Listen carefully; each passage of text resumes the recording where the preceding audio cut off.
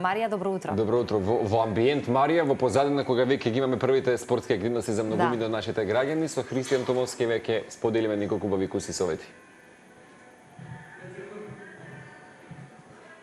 Добро утро и до вас, колеги. Токму така, веќе кога летото е на некој начин зад аголот, многумина сакаат да се раздвижат, ето така да се изразам по завршувањето на зимските денови, па токму по тој повод ова утро сме на лице место од една фитнес сала, каде што можете да забележите зад нас како голем број на лица вежбаат, се раздвижуваат во раните утренски часови. Ќе кажеме нешто повеќе за самите придобивки од практикувањето на вежби во раните утренски часови, но се разбира и дали е возможно да се вратиме во форма токму за време на летниот период. Да му посакаме добро утро на мојот денешен гостин Христијан Томовски. Добро утро. На самиот почеток ќе прашам дали е возможно и ако е возможно колку треба да се вложи напор за да се вратиме во форма во летниот период. Да, возможно е, иако не ќе да го одговорам ова прашање како толку кратко. Идејата е да се вежба за подобар живот, тоест цело време. Сепак е возможно ако доволно се вложиш, реално 6 месеци ќе влезеш реално во некоја форма која што ќе даде резултат. Ќе даде резултат. Има ли некои посебни правила за почетници кои што сакаат да го постигнат тој резултат? Да, има посебни правила. Тие правила се што треба да ги следиме сите, без разлика дали сме почетници или напредни, да внимаваш на исхрана, доаѓаш на тренинг минимум 3 пати неделно, кога не доаѓаш на тренинг да се движиш, надвор да одиш пешки, да одиш по скали. Значи едноставно да се движиш многу повише него што мислиш дека треба. Во однос на исхраната, како да внимаваме на исхраната? Вие како фитнес тренер што препорачувате? Да, добро прашање, големо прашање, едноставно да се одговори, фокусирање повеќе на протеините, да побараш стручна помош од лица кои што го работат тоа или да едноставно побараш низ интернет сите тие работи што ги има, да се фокусираш повеќе на протеини, овоше, зеленчук, нешто што е вистинска храна. Игра ли улога самата минутажа, односно тајмингот, ете така да се изразам, кога се појадува, кога се руча, пример, дали е во ред да се појадува пред да се прават утренски вежби, или пак треба потоа? Па тајмингот е второ, трето степена момент. Првиот момент е да јадеш доволно и квалитетно, значи доволно за твоите потреби, па потоа доаѓа во израз тајминг. Ако си човек кој што преферира да вежба на полн стомак, он супер, ако не е окей да вежбаш и гладен. Значи нема некои правила во тој аспект?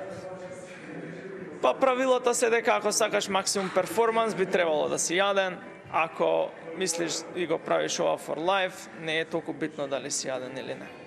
Дали е подобро да се вежба вака рано наутро или пак попладне? Што сметате вие? Па подобро е да вежбаш кога можеш да го уклопиш у твојот распоред, така да јас сум љубител на вежбање од сабајле, кој сака може да проба да види. Верувам дека и гледачите се љубители на физичката активност рано наутро, потука ќе прашам кои се самите придобивки од практикувањето на вежби во раните тренски часови? Па пред се будиш поубаво, телото ти е поразбудено, повеќе можеш да завршиш работи во текот на денот и придобивката најголема според мене порано ќе си легнеш и ќе ти биде поубаво кога ќе се наспиеш. Дали има разлика од практикувањето на вежби во теретана, во фитнес центар или пак дома? Односно, говорам за оние кои што сакаат да започнат со физичка активност, а не ќе да вежбаат во теретана. Дали има разлика во практикувањето на вежби дома и во теретана? Да, има голема разлика, во смисла дома ако вежбаш, пред се луѓето дома вежбаат со собствена килажа, тоа е само еден дел од вежбањето, доколку идеш во некоја просторија кај што има повеќе реквизити што можеш да ги искористиш, така да секако е подобро ако можеш да дојдеш во некаква сала, да креваш тешко, да користиш кардио машини и нормално да користиш бодивейт вежби кај што би ги правили дома. Така би имало повидливи резултати и физички, но и од здравствен аспект. Така е, да. Знаеме дека кревањето тежини е многу здраво за нас пред се, а потоа и за перформанс и за све она што го маркетира. Пред самиот крај, иако целиот разговор беше еден апел до нашите гледачи, сакам да кажете, да дадете некои совети до нашите гледачи уште еднаш во однос на исхраната и самите вежби, и дали пак има разлика и во старосната група? Па има разлика, колку си постар, толку мораш да почнеш да вежбаш за разлика ако си помлад, можеш малце да тоа време да го скратиш. Некаков предлог да почнат да се движат без разлика што прават. Ако може да инвестираат во сала, во теретана, да дојдат да вежбаат, тоа нека го направат одма, затоа што све што ќе направиш сега ќе има многу поголеми придобивки сега, а секако и во подоцнежни години. Благодарам многу за одвената. Благодарам на вас.